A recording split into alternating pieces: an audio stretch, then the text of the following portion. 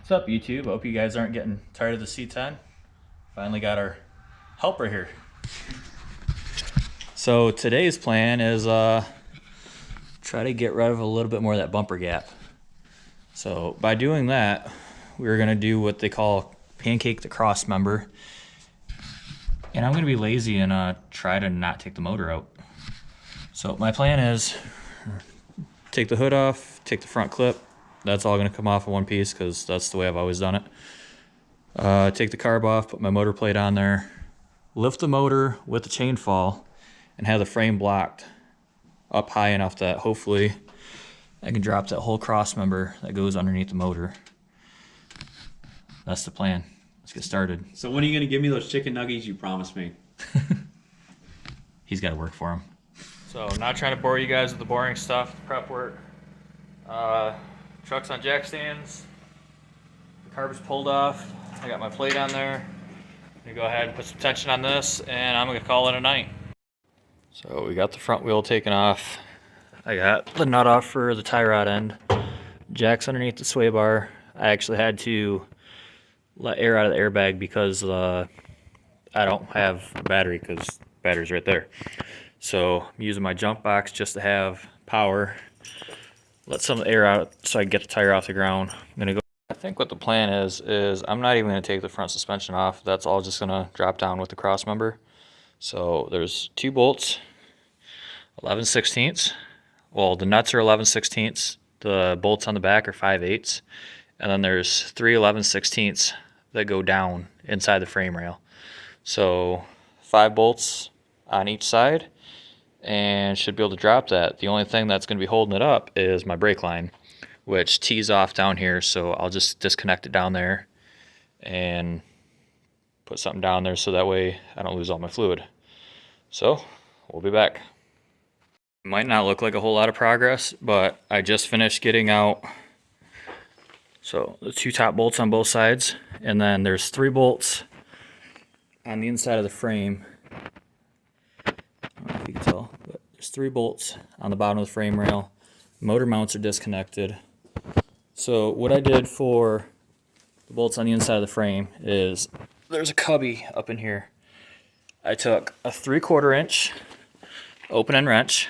I put that on the nut, and then the bolt itself is 5/8. It takes some finagling, but one person can get that done. I have my jack supporting that whole thing right now. Right now I'm getting ready to disconnect my brake line, and that whole thing should drop down as one piece. Also, tie rods are disconnected. The whole suspension is staying on. And drop this whole unit down as one piece, and hopefully I have enough ground clearance that I can pull the whole thing out. Okay, so I was wrong. There was 4 more bolts I missed. They're underneath right here. The bolts go through from the inside, and they are 5/8. This worked the best. You have to pretty much go from behind on the back. This is all loose. I pulled my brake line out of the way. Let's see what happens.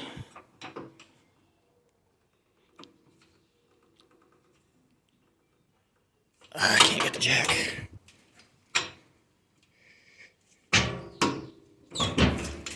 There we go.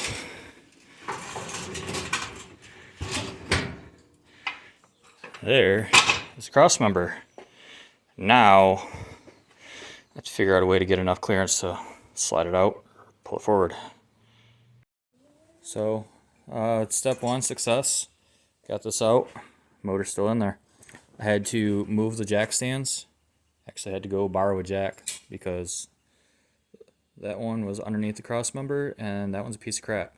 So I jacked the truck up even higher. I moved the jack stands back here. They were under the nose of the frame, and I was able to, I just grabbed on the upper control arm, just slid it out. Now the fun part. So what we have to do to get another 2 inches is cut right here, pretty much flush with that, cut down about, I don't know, 2 inches or so, and we have to take out 2 inches, a 2-inch slice out of this whole thing that will make this drop down 2 inches, which essentially this top piece that we are going to remove is going to stay in the exact same position on the frame, because this is where the frame sits. But everything else is going to move up. So you will gain 2 inches underneath, and your upper control arms will go up 2 inches, and we will be closer to getting that down there. Decided to be summer, so we got the fan going. But we just did a little bit of prep work. I got a cup wheel on my angle grinder. I just cleaned all that up, and then I used some carbon choke cleaner, brake parts cleaner, whatever. Just sprayed everything off. I'm gonna let that sit a couple more minutes, because there's still, oh, maybe that's not. I thought it had a residue on it, but I'm gonna go ahead and spray this in primer, so that way I have a way to score it, so I can see where I gotta cut. I think I can get the grinder in here with the cutoff wheel to make that cut, and I should be able to just eat at it, I guess. I mean, I was able to do it for the lower control arm, so pretty confident I can do it. I'm gonna go ahead, spray it on primer, cut, and then we will make a 2-inch mark that comes all the way around like that. Primer's all dried. I ended up using 2-inch Scotch tape. And what I'm gonna do is I'm gonna get another color, maybe white or black or something. I'm just gonna spray paint right over top of the tape. I'll peel the tape off, and I will be able to see exactly the piece that needs to come out. Just hoping that I can get the grinder in there. Stay tuned. So painted all of it black, peeled the tape off, and pretty happy with the line that I got. So I got the cutoff wheel back to put the cutoff wheel back on the grinder over there. I'll grab that, and I'm gonna start cutting. I don't have a camera guy, so you guys will see when it's done.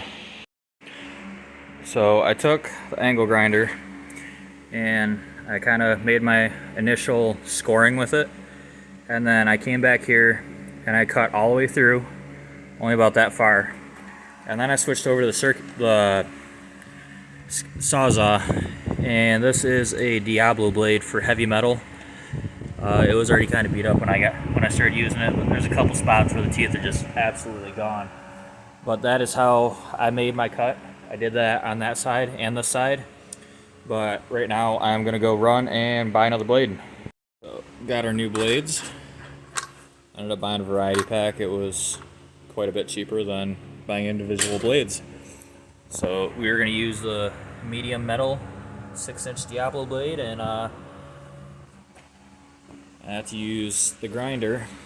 We'll start a cut here, and then we'll switch to this, and hopefully we can just follow that contour and just hopefully just eats right through it.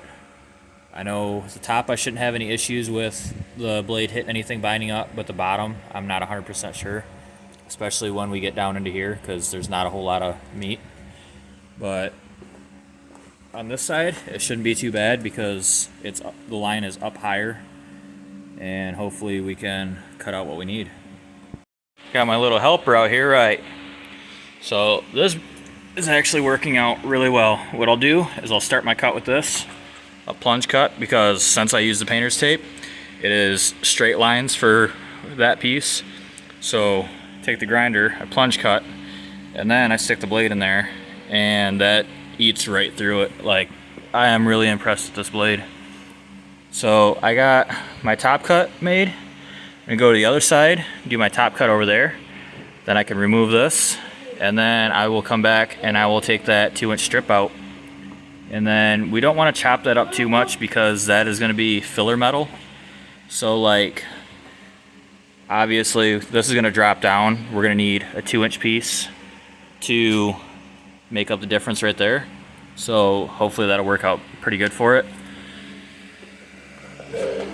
So it's mostly just going to be the 2 filler pieces, one on both sides.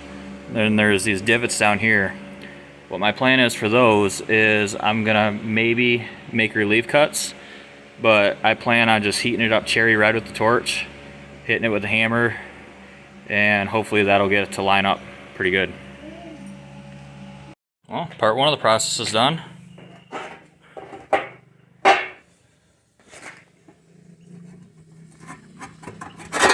Ow.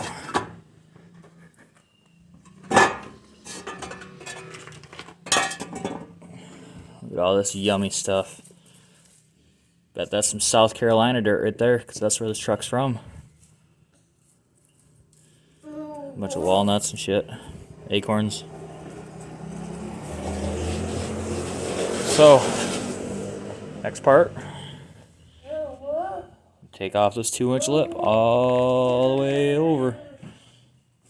That'll be fun to cut through right there. Yeah. So finally got the 2 pieces out that we were removing. I'm gonna switch over to a flap disc on the grinder, clean up all these edges, and then put that on and see where it needs adjustment, because I know it's not just gonna sit right on there. And be careful when handling this, because there are some sharp edges. So I went through, I cleaned up the edges with the flap disc on there. I took that flat piece of steel and put it up against here to make sure that none of this is going to interfere with this sliding back up into place. Did that on both sides. Looks like I have, oh, never mind. I might have to clean this up right here a little bit, but this fits, because it's smaller on the top. So like right here, look down. We're gonna try to tack this in a couple spots that it fits really good. Like we'll tack the corners, and then a couple other spots. And for stuff like this, we'll probably make relief cuts. Heat it up cherry red with a torch, pound it in with the hammer to get rid of some of that. I know a lot of people actually make like little pieces of steel and they'll fill them in and do a bunch of grinding, and I'm just gonna try to use the metal that's there to close in the hole as best I can. But I do have a little bit thicker steel than this that I can patch with, or we can clean up some of the stuff we took out, which would be ideal, because that way it's the exact same metal, so you don't have to worry about thickness differences and stuff like that. But back here we should be able to just lay a bead on top, try to clean that up with the flap wheel afterwards. The back of it lines up a lot better than the front, so that's a plus. But like I said, the front, this area is right here, be kind of a pain in the butt. So start tacking it all together. Make sure that you're spreading your tacks out so that way minimal warpage. So I'm jumping back and forth, side to side, just trying to keep them evenly spaced. Then I think after I get a few more on there, then I might start actually laying beads, just wherever it's going to line up, and then we will figure out the gaps. So here is the progress so far. Pretty much the whole back is done, except for that pocket and that pocket. I did end up filling those in. I got some thinner metal, and I had some really thin pieces. And what I would do, actually this is one of them, I would put that on there. I would tack the end of it. I would form it to what it is. I'd turn the welder down, and then I would just keep on welding it. Did the same thing on this side. I know it's probably not the right way to do, but that was a big gap like that. And I did the same thing.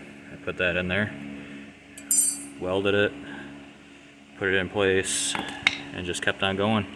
So that got filled in. I am cooling down right now because it's really warm, but I'm gonna start working on this one, and not sure what I'm gonna do with those yet, because I don't know.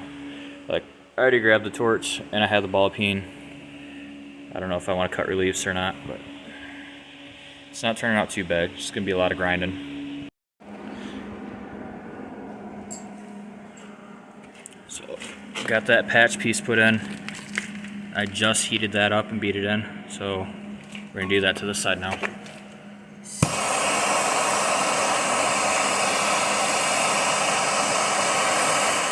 Now that it's nice and hot,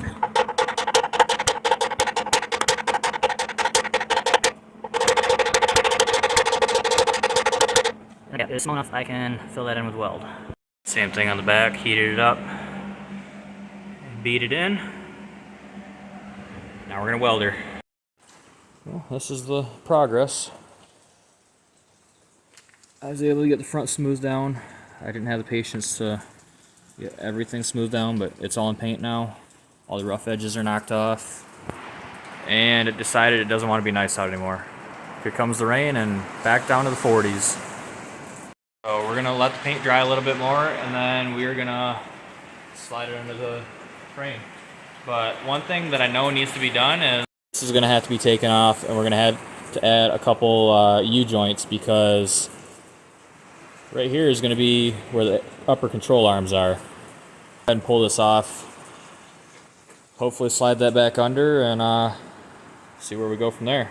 Cross member's held up there, but well, I use the jack to get the cross member up, but I actually have all 6 bolts that hold through the bottom of the frame. They're all in. Can't really see because it's dark, but those are all in. I got my bolts for the motor mounts. I'm gonna put try to slide those in right now. It is a little tight taking that 2 inches out, because you have to reach.